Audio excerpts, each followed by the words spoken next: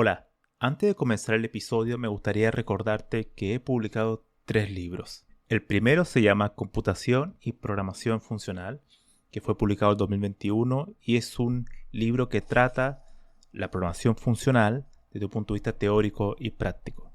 El segundo se llama Mentes Geniales, la vida y obra de 12 grandes informáticos. Esta es una obra que repasa la historia de hombres y mujeres que fueron relevantes en la historia de la computación. Y el último, el más reciente, se llama Principios de Programación, donde explico una nueva forma de entender la programación a través de 8 conceptos.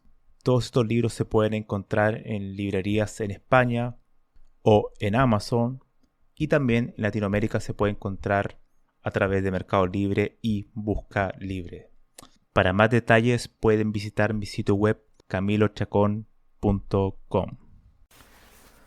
Hola a todos, bienvenidos a este nuevo episodio del podcast, en esta ocasión de nombre Principios de la Programación. Y antes de entrar en el tema de hoy, yo creo que muchas de las personas que escuchan este podcast se habrán dado cuenta que yo rara vez toco los temas de la tecnología asociada a la computación, es decir, lenguajes, framework, bibliotecas, eh, metodología, alguna metodología en particular, o incluso áreas de desarrollo, por ejemplo, de hablar del stack, de backend, de frontend, full stack, todo ese tipo de cuestiones. Yo generalmente no hablo, rara vez los menciono. Entonces, la pregunta que alguien podría decir, bueno, entonces, ¿en qué yo como informático, en qué me debería enfocar? ¿No? Si no son las tecnologías, las últimas tecnologías, la moda. Y para responder a esa pregunta, em, traté de hacer, bueno, hace un tiempo, esto ya lo respondí en Quora, pero ahora lo quiero llevar a audio. El tema de los principios. Los principios entendiéndose como conceptos fundamentales para un área en particular de manera muy general, que puedan cubrir muchas cuestiones y que a su vez sean la base para las tecnologías. Ahora, en esta ocasión yo quiero hablar sobre principios de la programación. Y es igual importante entender que es de la programación, no de la computación, ya que serían principios que son parte de principios que pueden ser superiores, ¿no? a lo que es la computación. La programación es parte de la computación, no es sinónimo, no es una equivalencia, sino que es un conjunto de la computación. Este tema de los principios, de tratar de abarcarlos de modo muy general, no es nuevo, al menos en la computación. Ya ha sido tratado, por ejemplo, en el libro de Great Principles of Computing, que es de Peter Denning y Craig Martell, en el año, a ver, este libro, ¿qué año es? Creo que es 2015, lo voy a ver ahora, lo tengo aquí al lado, sí, 2015, de la editorial del MIT. Es un libro muy recomendado donde habla de los principios de la computación, de un tema de manera muy general, ¿no? Son 6 principios que ellos hablan, pero de hecho esos principios los dos autores ya los publicaron anteriormente en el 2004. Un artículo, ellos mismos lo mencionan en la introducción. Y en este libro lo tratan con mayor detalle, ¿no? Lo explican de manera muy general, no ocupando ningún tipo de lenguaje formal ni nada, pero explican por qué esos principios son fundamentales. Y lo que quise hacer en esta ocasión era hablar de principios, pero no de la computación, sino que de la programación.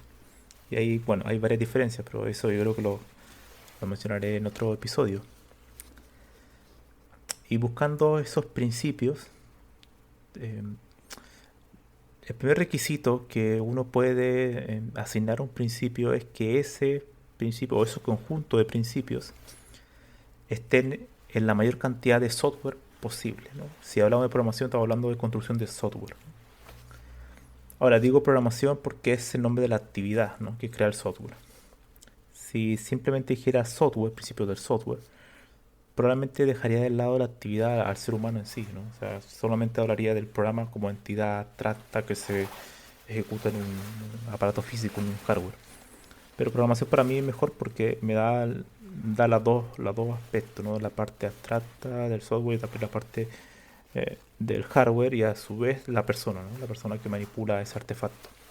Entonces, por eso me gusta más decir el principio de la programación.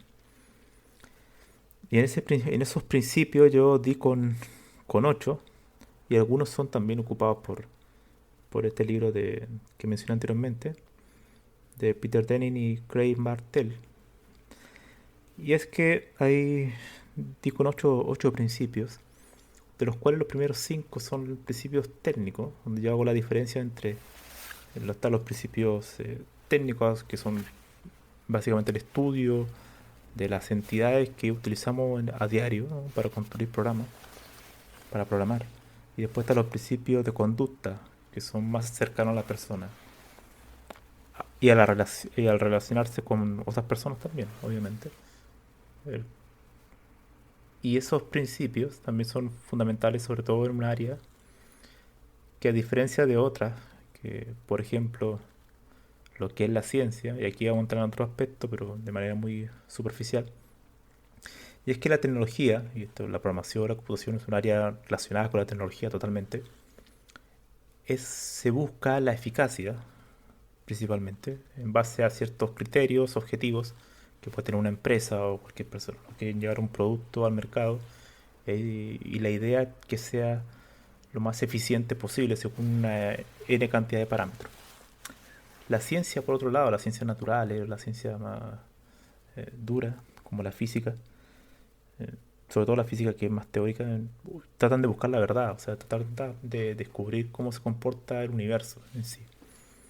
Eso no es equivalente a lo que es la computación. La computación no busca la verdad en sí misma, sino que busca que sea eficiente según eh, quién esté definiendo esa eficiencia, ¿no? Entonces no busca la verdad, sino que busca que sea lo suficientemente eficiente según los objetivos que se plantee la empresa. Algunas pueden tener simplemente objetivo económico, la mayoría, pero otros pueden tener otro tipo de parámetros de eficiencia. Por ejemplo, la amplitud del entorno del software, o sea, la mayor cantidad de personas que lo usen. Otros lo pueden presentar como un producto, como un servicio, etcétera. Un software puede tener mucha versatilidad en la forma que se pueda ganar dinero con él, ¿no? Otros software, por ejemplo, se dedican más a los parámetros como que sea muy, que sea muy fiable, ¿no? Por ejemplo, los software que tienen que ver con inteligencia artificial, se pide que, sobre todo si está en juego la vida humana, tenga el menor daño posible, o sea, que la cantidad de errores que tenga sea mínima. Entonces, porque claro, y también los tipos de software que se ocupan en aviones, en cualquier tipo de aparato donde un error puede costar la vida de personas. Esos son parámetros de eficiencia que, claro, no son los mismos que un software, por ejemplo, de administración o una aplicación que es una red social, ¿no? Ahí entran otros tipos de cuestiones, por ejemplo, cuál es la manera que se van a organizar o se van a recuperar los datos de las personas. Entonces ahí entra otro tipo de factores del uso correcto de la información. Entonces todo se va, gira en torno a una ganancia, ¿no? Una ganancia, no en buscar la verdad como tal, sino que uno va buscando una cierta ganancia a través de un producto, ¿no? Que este producto es un software. Esa es la principal diferencia, ¿no? Entre la tecnología con la ciencia, ¿no? Bueno, con un tipo de ciencia en particular. Entonces, también por eso es que hoy en día los temas de la ética son muy fuertes en la parte de la tecnología, porque claro, al haber la eficiencia ser lo fundamental para crear artefactos y en pos de tener una ganancia económica, uno tiene que tratar de crear restricciones, es decir, no todo vale, ¿no? Entonces, ya que no voy a buscar la verdad, voy a buscar una ganancia, puedo crear, eh, puedo tener obviamente conflictos éticos en pos de ganar dinero, ¿no? Puedo engañar a las personas, puedo crear software que tenga miles de errores, puedo robar los datos, etcétera. Todo ese tipo de cuestiones son temas éticos, de la conducta del programador como tal, de la empresa como tal, en crear un software que sea lo más adecuado para las personas que lo usen y para la sociedad también, ¿no? Entonces, claro, los temas éticos son fundamentales. Ahora bien, entrando a los 8 principios, los voy a resumir brevemente y posteriormente daré una conclusión. El principio número uno, que es el principio técnico, yo lo llamo diseño. Que el diseño tiene que ver con que un sistema computacional tú lo puedes diseñar de distintas formas. O sea, el diseño es como tú las piezas, o sea, todos los componentes de código que existen, están entrelazados y están bajo distintos objetivos, ¿no? Y estos objetivos pueden ser de distinta índole. Algunos software están diseñados para ser más tolerantes a fallas, otros no tanto. Otros tienen otros parámetros de eficiencia, por ejemplo, enfocarse en cosas tan técnicas como el consumo bajo de memoria RAM. Otros quizás quieren que sea más rápido, pero que tenga menos funcionalidades. Otros prefieren que tenga muchas más funcionalidades, aunque no sea tan rápido, aunque no sea tan eficiente. Y todo este tipo de cuestiones de cómo diseñarlo a nivel ya de código son cuestiones que incluso pueden llegar a nivel muy alto como arquitectura, ¿no? Y diseño de patrones.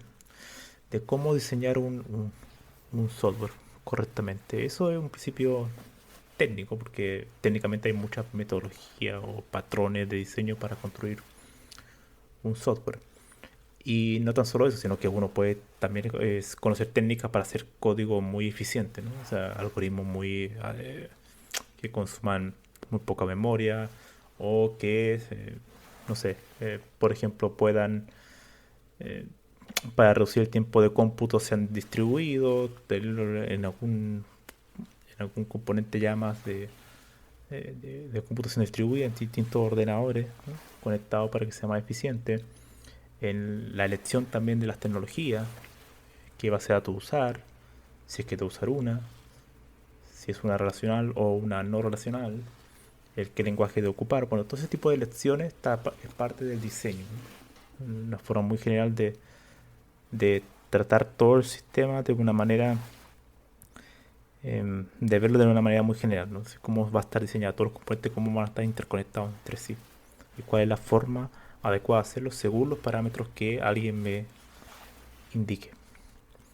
Posteriormente está el principio de estado. El principio de estado es una idea muy básica que viene de la época ya del origen de la computación con Alan Turing, que es la idea de una máquina de estado. O sea, todo es un estado en sí. Cuando nosotros programamos cualquier cuestión, uno sabe que hay una cierta relación entre las eh, definiciones que vamos haciendo línea a línea y hay una relación de estado. Por ejemplo, cuando defino una variable, si esa variable va cambiando en el tiempo, es decir, es mutable, ese estado de esa variable cambia, ¿no? Y toda la computación, cada algoritmo que uno define es un cambio de estado cada paso del algoritmo es un estado distinto, que ya no es idéntico al anterior. De hecho, si uno hace una foto de la ejecución de un programa en un lapso de tiempo, todo el uso del CPU, de la RAM, todo ese tipo de cuestiones nunca va a ser idéntico a otro, ¿no? Aunque el resultado final sea el mismo. Son estados distintos.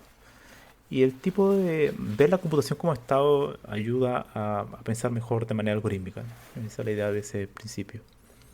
Ese principio probablemente más cercano a la idea de diseñar algoritmos de manera de entender cómo funciona el diseño de algoritmos, en realidad cuáles son las estrategias y cómo se pueden modelar de un punto de vista de estados. Y estados, de hecho, uno lo puede ver como una especie de grafo, ¿no? Si uno ve si estudió alguna vez, por ejemplo, este tema de la máquina de Turing, ¿no? De la teoría de la computación, todo tipo de cuestiones, uno puede ver que la computación se modela a través de estados, ¿no? El tercer principio es el de recursos. El recurso son restricciones sobre lo que vas a construir. Restricciones principalmente físicas, es decir, donde entra en juego el hardware. Yo puedo diseñar cualquier cosa, pero tengo que tener ciertas restricciones donde lo voy a ejecutar. Puedo tener teóricamente un diseño maravilloso, un estado, el principio de estado donde yo modele la computación, pero también tengo que pensar en los recursos disponibles. Cuánta RAM voy a tener, disco duro, cuántos discos duros voy a tener, cuántos ordenadores voy a tener disponibles, etcétera. Eso es la idea del principio de recursos. El cuarto principio es la coordinación. Y aquí igual entra en juego el tema de las posibilidades que nos entrega un buen hardware. Un buen hardware es un ordenador que, por ejemplo, tenga múltiples núcleos, que tenga, por ejemplo, una GPU, que tenga, que podamos tener una granja de ellos, por ejemplo, que sean varios. Entonces eso nos da una posibilidad para que nuestro diseño, para que nuestros recursos y para que incluso el Estado, o sea, el Estado, la forma que voy a construir los algoritmos, se amplíe, ¿no? Entonces aquí podemos ocupar técnicas de paralelismo, concurrencia, todo ese tipo de cuestiones que viven en el mundo eh, no propiamente tal determinista, sino que de procesos, de algoritmos que están distribuidos por la red, ¿no? Para reducir el tiempo de cómputo, o sea, para hacerlo más rápido. Entonces la coordinación es clave, o sea, todos esos procesos se van coordinando entre sí, entre distintos nodos, en distintos ordenadores o en distintos procesos que están ejecutando el mismo ordenador. Esa es la coordinación y busca la eficiencia y amplía la cantidad de recursos. El quinto y el último de los principios técnicos es el de transformación. La transformación es la representación, es como yo represento todo. Desde, por ejemplo, en todas partes podemos encontrar distintos tipos de transformaciones que son a su vez representaciones. Cuando uno está trabajando en un lenguaje de alto nivel como Python, después se transforma a otro lenguaje, por ejemplo, supongamos C, y después se transforma a un lenguaje de máquina, Assembly, y después Assembly se transforma en lenguaje binario. Cada uno de esos niveles son distintos tipos de transformaciones. Entonces esto lo podemos llevar también al diseño de software. Uno cuando, si va a algo muy simple como una aplicación web y queremos mostrar datos, representarlo en un gráfico, se puede representar en una tabla o también un gráfico. Bueno, ahí tenemos dos tipos de representaciones distintas, dos tipos de transformaciones diferentes. Y eso lo podemos hacer lo podemos ver en distintas cuestiones. Por ejemplo, cuando serializamos una clase con múltiples objetos, bueno, estamos aplicando un tipo de transformación. Y si ustedes lo piensan, se van a dar cuenta que en todas partes del software que uno construye hay transformaciones de datos, ¿no? Lo vamos transformando. Por ejemplo, pasar de una estructura de datos, de una estructura de datos a otra, quizás por eficiencia. Entonces, ese tipo también es una transformación. Los últimos tres, bueno, terminando los principios técnicos, la idea de un principio es que trate de abarcar lo más posible lo que un software hace, ¿no? Entonces uno puede tomar un software en particular y ver que estos cinco principios están presentes ahí. Y ver la programación como principio, como conjunto de principios, nos ayuda a entender de manera mucho más profunda la actividad que estamos haciendo porque estos principios no cambian tan rápidamente. O sea, para que el principio de transformación cambie, por ejemplo, la computación debería totalmente cambiar. El paradigma totalmente cambiar. Bueno, el paradigma no me gusta la palabra, pero debería cambiar. Por ejemplo, pasar de la computación clásica a la computación cuántica. Ahí la transformación es otra cuestión, ¿no? Totalmente distinta. Los estados también. Los recursos también. O sea, si uno cambiara totalmente la computación, bueno, los principios deberían cambiar. Pero estos cinco principios uno se va a dar cuenta que en cada diseño de software están presentes de una u otra forma. Ahora, los últimos tres principios, que yo los llamo principios de conducta, son los más cercanos a la persona. O sea, la forma en que yo me comunico con otras personas y cómo también mi actitud mejora el- la, con- la consecución de un proyecto de software de manera exitosa. Uno es el principio de la documentación. La idea de la documentación es que no existe proyecto de software que uno no documente. Por una razón muy simple, es que los equipos, las personas van rotando e incluso la persona no tiene una memoria infinita y probablemente lo que programó en un año, en 5 años más ya no se acuerde. Entonces es fundamental tener documentación de distinta índole, distintos tipos de documentación, desde colocar comentarios de manera adecuada dentro del código a tener una documentación paralela donde se definan todas las API, por ejemplo, que estamos ocupando y cómo funcionan. Eso permite para que después otro integrante del equipo las utilice, aprenda a usar la aplicación y cómo desarrollar funcionalidades. Es decir, la documentación parecía ser que es algo transversal. O sea, es muy raro que en la programación alguien diga documentación no necesitamos. Entonces, como eso no ocurre, es claro que es parte de un principio.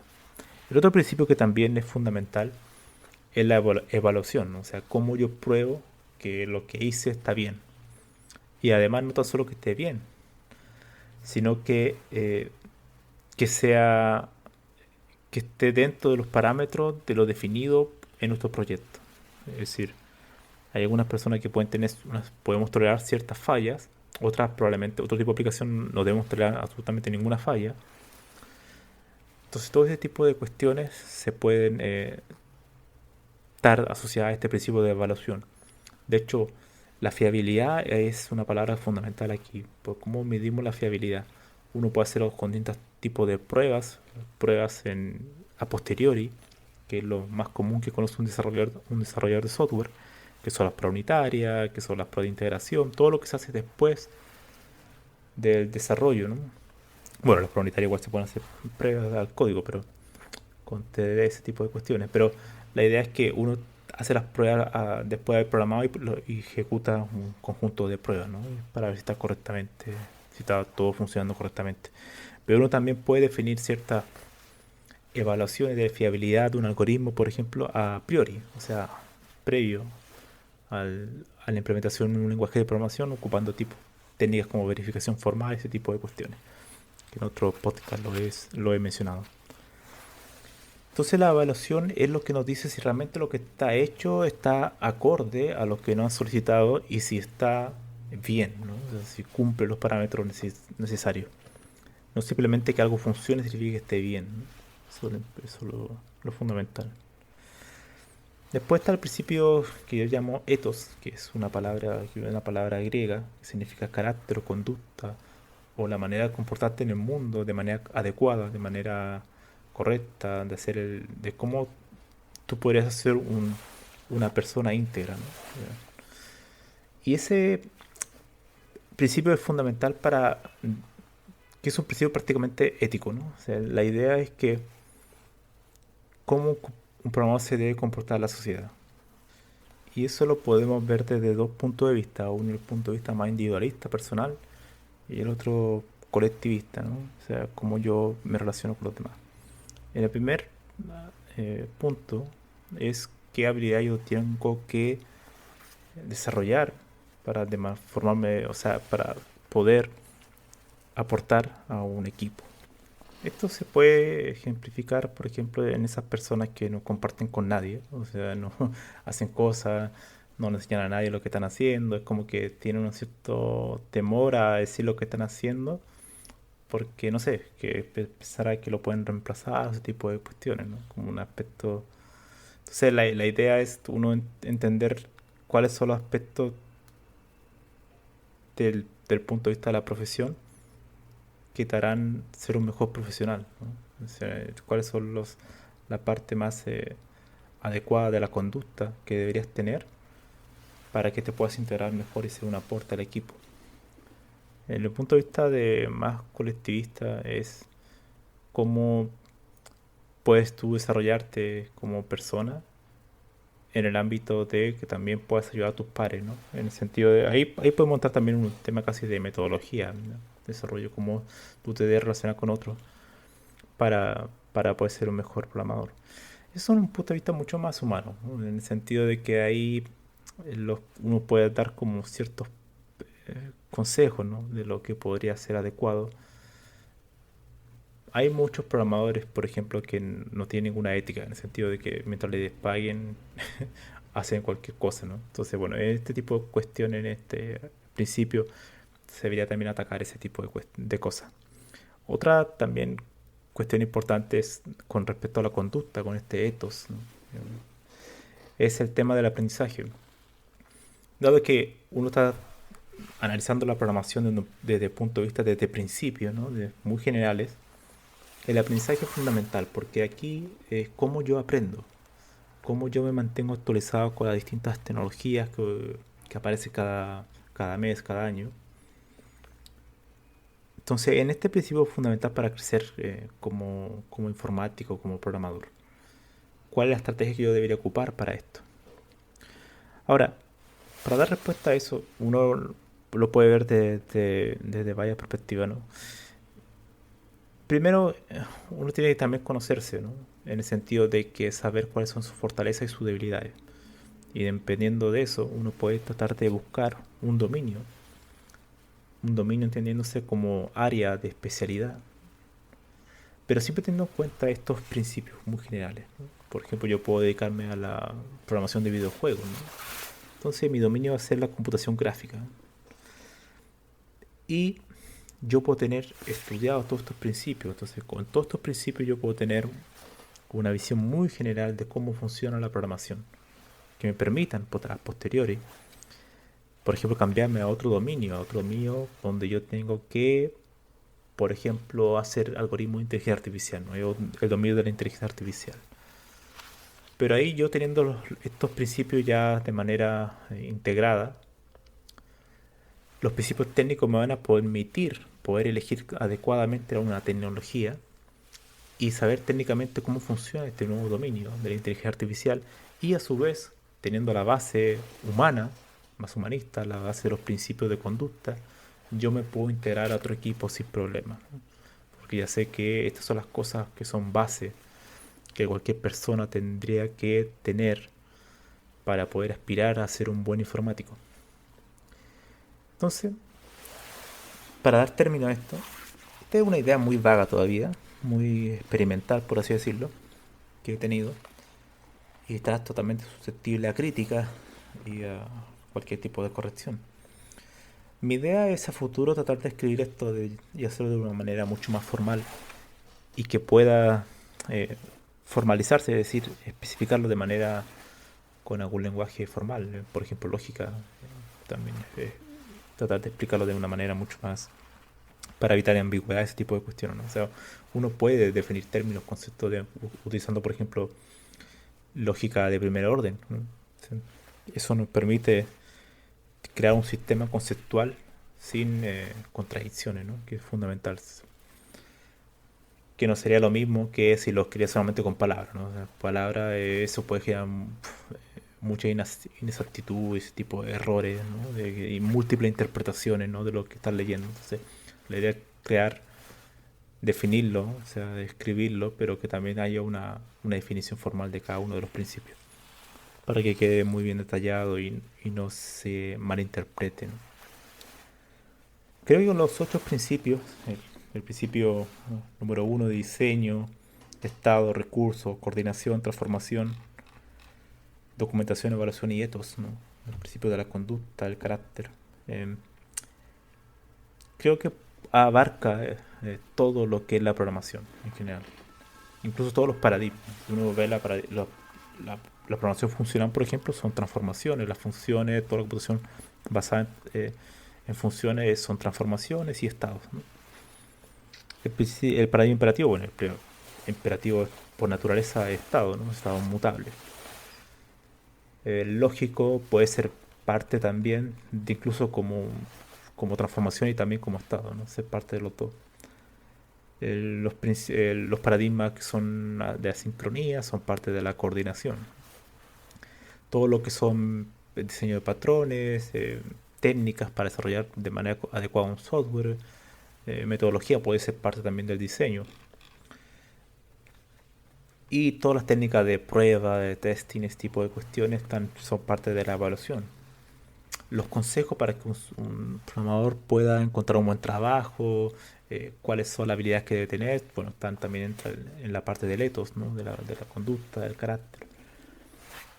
Otros, por ejemplo, de la optimización, o sea, yo quiero hacer algoritmos que funcionen en un hardware, una Raspberry, por ejemplo, Raspberry Pi, ¿no? Con muy pocos recursos, entonces tengo que aprender mucho de algoritmos, este tipo de cuestiones. Bueno, uno debería enfocarse en el principio de recursos, ya que mi recurso es limitado, entonces tengo que aplicar otro tipo de diseño. Entonces, si uno lo empieza a ver, estos 8 principios yo lo tengo en un gráfico en Quora, es un octágono, es decir, están todos entrelazados hacia un nodo central que es la programación. No son principios aislados entre sí, sino que están todos en armonía. cada uno de ellos requiere del otro. Y esa es la idea fundamental. Presentar la programación como este conjunto de principios desde el punto de vista de un sistema. Y algo fundamental, que yo no lo hice como principio porque para mí no es un principio, sino que es una herramienta que nos permite crear todo este tipo de principios, es la lógica. La lógica es fundamental. Todo en computación es lógica. Y la lógica nos da el cimiento para construir estos 8 principios u otros que pueden surgir en el futuro. Pero yo creo que estos principios, una de las ventajas que tiene aprenderlo es que uno puede poder moverse a distintas partes de la programación sin problema. Esa es la idea, ¿no? Porque no van a quedar obsoletos el año siguiente, como la tecnología. Se van a mantener durante un tiempo. Sobre esto probablemente escriba algo eh, para hacerlo de manera más detallada y formal. Pero también me gustaría leer sus ideas, ¿no? Dejaré un enlace a la respuesta de Quora donde menciono un poco esto, para que me puedan hacer llegar sus opiniones, críticas, cualquier cosa. Para mí es interesante también compartir, entablar relaciones con las personas que me escuchan. Si tienen alguna sugerencia, yo siempre estoy bienvenido a cualquier tipo de objeciones, ¿no? Que eso me gusta, porque así las ideas se van mejorando, ¿no? Eso sería por hoy. Espero que le haya interesado esta idea de ver la programación como principio, sino como aprender la última herramienta de moda. Nos vemos.